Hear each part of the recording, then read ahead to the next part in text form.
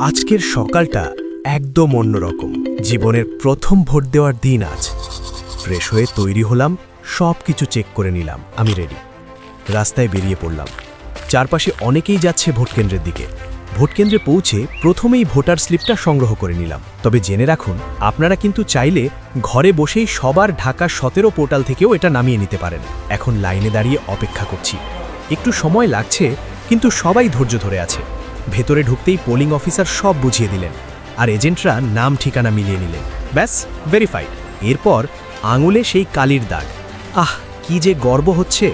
হাতে পেলাম ballot paper. এই একটা কাগজেই আছে আমার সব ক্ষমতা, আমার দায়িত্ব। এবার ঢুকলাম ভোটের গোপন বুথে। এখন এই মুহূর্তে শুধুই আমি আর আমার বিবেক। খুব ভেবে চিন্তে সিদ্ধান্ত নিলাম, আর সিলটা মেরে দিলাম। ব্যালট বক্সের সামনে এসে ব্যালট পেপারটা ফেলে দিলাম। দায়িত্ব পালন করলাম। বাইরে বেরিয়ে এসে ভাবলাম, এটা শুধু একটা ভোট না, এটা আমাদের অধিকার, আমাদের স্বপ্ন, আমাদের বাংলাদেশ।